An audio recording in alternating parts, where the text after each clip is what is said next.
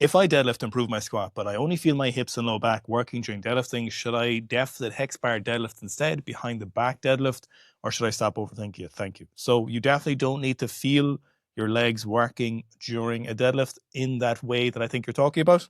So obviously, we talk about using your quads in your deadlifts a lot. We talk about using that leg drive from the floor and how important it is, regardless of kind of what weight you're using, what build you are, what body weight you are. That leg drive from the floor, incredibly useful.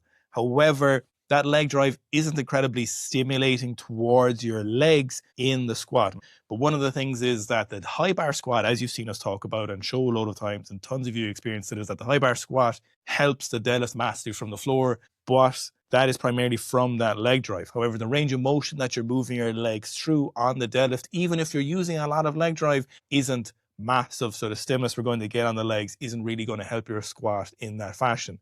Where the deadlift will help the squat massively is in that back, your strength of your back. If you can deadlift a lot of weight for a lot of repetitions, you're going to make your back stronger for squatting. So if you're using your deadlift to try and help your squat, which can be viable in certain cases for sure, and I think we've talked about that before, you don't necessarily need to feel it. Now, going to something like a deficit hex bar deadlift or behind the back deadlift is actually going to take you further away from the benefits of the deadlift that you want to put on your squat, because you want the loading on your back. Don't try and use the deadlift for the leg drive. Use the deadlift for the strength of your back to maintain positions. You know, if you're trying to squat 200 kilos and you can do a set of 10 on the conventional deadlift, you're going to have a massive ability to maintain a much better back position while you're deadlifting or while you're squatting. So in this case, going towards a more squatty style deadlift is actually going to take you further away from the benefits that you're getting from the deadlift.